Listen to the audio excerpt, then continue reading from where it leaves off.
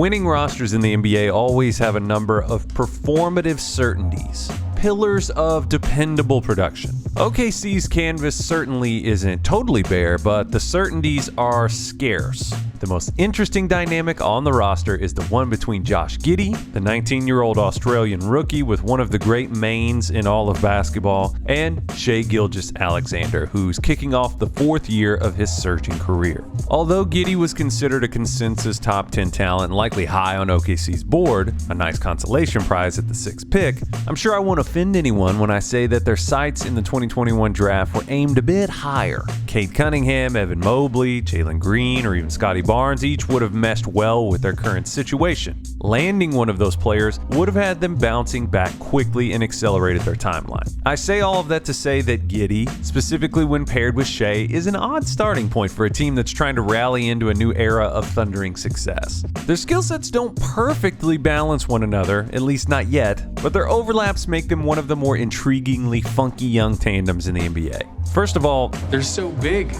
Huge. I get it. They're big. They're huge. They're gigantic. You often see wings add facilitator skills as they grow, but these two are both natural lead guards who happen to be wing sized. Giddey is almost deceptively tall with a lean but not real thin frame at 6'8", and Shai measures at 6'6" with a much discussed 7-foot wingspan. Second, and this is my favorite part, they both have a herky-jerky, unorthodox pace that's less common among primary ball handlers at this level. I often think about point guards like drummers. Some are like punk rockers, blistering, energetic, heavy-handed. Some are slower, dynamic when they need to be, but always staying in the pocket, sort of like R&B players. But whenever I watch Shai and Giddey play, I'm reminded of jazz drummers from the 60s. Both play in this rhythm that seems ambling but graceful, angular and oblique but skillful, chaotic but purposeful. They are a duo of weirdos, a couple of avant-gardes. Now, to some extent, nothing is new under the basketball sun, but I love oddities. Players who disrupt patterns and norms, anything that challenges the way that we see the game, because I think that basketball needs that to continue to grow. For defenders, this sort of live dribble style is almost trickier than dealing with an ultra-fast driver or a physical bulldozer. It's a constant state of discomfort that's mirrored by how equally comfy Giddey and Gilgeous-Alexander are at attacking this way, stylistically. They both have this ability to lull and freeze defenders, particularly bigs, when they're trying to anticipate that drive direction in the middle portion of the floor. Even elite on-ball defenders can fall prey. The differences and subsequently the pain point of the Shai-Giddey dynamic comes when you start to dissect their offensive identities. Shai is a capable and willing passer, but his primary function is to score, as he's one of the most lethal penetrating forces in all of basketball. His scoring repertoire is similar to The Walking Dead after like season 6. Everything feels like it's headed downhill. Just as he did during the 2020-21 season, Gilgeous-Alexander leads the NBA in drives per game, and he's second in points generated in that area. Because of his size, unshakable pace, and extreme length, tricky is a word that comes to mind as one watches Shai pirouette through the lane and inexplicably avoid shot blockers. With his array of wrong-footed layups, long striding high glass bankers, or awkwardly angled scoops, he's among the game's best below-the-rim finishers. Shai is continuing to build on his breakout third season, which was truncated and only consisted of 35 games. He's averaging 20.4 points per game on 51.8% true shooting, 4.4 assists, and 5.1 rebounds. SGA has never been a particularly mobile or effortless shooter off of the bounce. In fact, his percentage beyond the three-point line, 31.9% as I say this, is down a bit from 41.8% a year ago. That's in part because his unassisted three-point attempts are way up, likely by necessity. When I say that OKC is abysmal at generating self-created threes, that is not hyperbole. Per 100 possessions, this squad is posting the lowest number of attempted dribble pull-up threes of any team in the past 5 seasons. Catch and shoot is another story with a similar result. The Thunder lean on spot-up offense more than any other team in the league, but they are dead last in spot-up efficiency. And that inefficiency has a ripple effect. Consistent gravity out to the three-point line would unlock a lot of things for someone like Giddey, who plays with an uncommon poise for a 19-year-old. His offensive identity sits on the flip side of the coin from Shai. The Hoss with the sauce already has a deserved reputation as a brilliant passer who processes the game quickly. If there is imbalance or spatial advantage on the floor, and by that I mean if anyone is overhelping or out of position on defense, Giddey is often aware and capable of exploiting it. He's a card-carrying member of the overhanded, ambidextrous live dribble passing club, and it's a beautiful thing to watch. His 1.31 assist to usage mark is in the top percentile of the league, and through 14 games, he leads all rookies in assists. Although his confidence has drastically improved over the first quarter of the season, Giddey isn't a particularly efficient scorer in any one area, with the exception of the short mid-range, where he displays touch with something resembling a crafty old man game with flips and floaters. He shoots 44% on those shots and readily punishes smaller defenders there, but to fully complement Shai's strengths, he'll need to expand and see some offensive growth.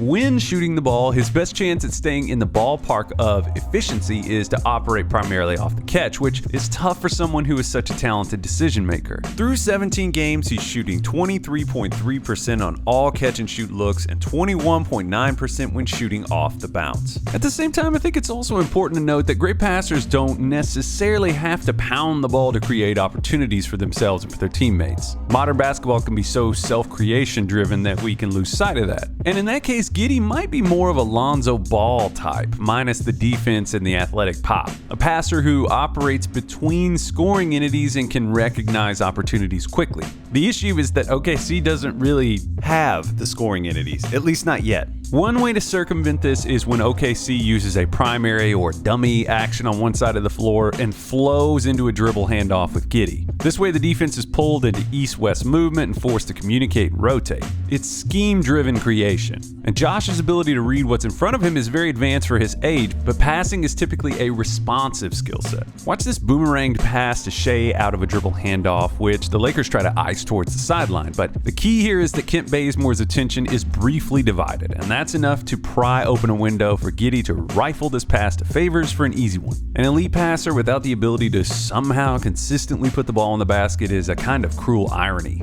Shooting opens and closes doors, in the short term and in some cases for entire careers. Giddey's playmaking talent and passing vocabulary are resplendent, breathtaking at times, but without the scoring, he likely remains some version of this throughout his career, which is to say, a good player with specific fit guidelines to really maximize his impact.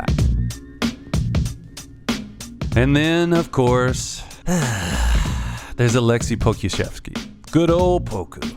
Look, over the past couple of years, Poku lured me in. I will admit that. But I still contend that the talent is undeniably there. He'll occasionally make a gorgeous and creative pass that he seemingly has no business making. He moves well for his size, to the point where he seems to effortlessly float, tantalizing you into wondering, what is this kid actually capable of? But without any kind of consistency, my worry is that this is where we hover forever. The confounding question seems to be, what role does he functionally serve? Moving like that at 7 feet tall, hypothetically, he's a floor spacer who can even relocate or shoot with movement, but he shot right at about 27% from 3 on 521 career attempts. He's also scoring 0.51 points per possession on spot-ups. That's bad. Hypothetically, he's a creative over-the-top passer when he's attacking closeouts off the catch, except that he hasn't handled contact well in years 1 and 2. He's a below-average finisher at the rim who seems to despise contact. Hypothetically, he gives you some extra contests from the weak side of the defense with his length, but defensively, Poku is a mild deterrent at best and very frequently seems oblivious to the bigger picture of a given possession.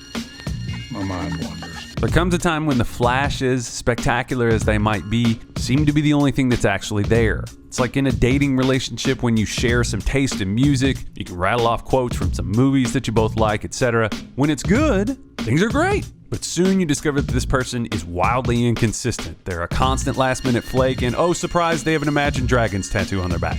At that point, the good times start to feel like annoying outliers in a turbid sea of red flags on which you no longer feel brave enough to set out on any kind of voyage.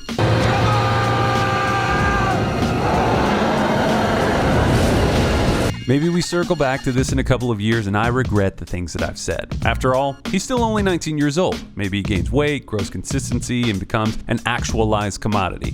Where I'm sitting, things have started to look a little bleak. Going forward, this Thunder roster has more questions than it does answers, but that's okay for now.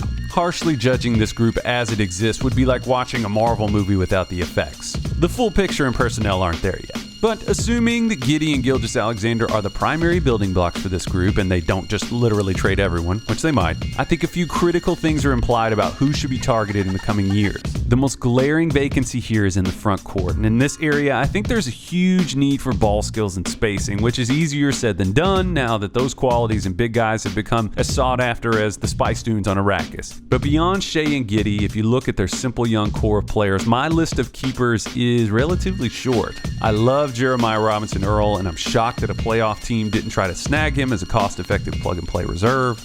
Mann is an additive offensive force who I do expect to contribute soon. Lou Dort is a madman, one of the best point-of-attack defenders in the league, and offensively permissible in the right context. Kendrick Williams is consistent, dependable, and affordable. For contrast, for all of his effort, Darius Bazley seems lost on both sides of the ball a lot of the time, and I've yet to see much from Teo Maledon to make me think that he should be a part of their long-term plans. Sam Presti has more swings at the draft pinata than he can even use. 30 picks varying in quality over the next 5 years, to be exact.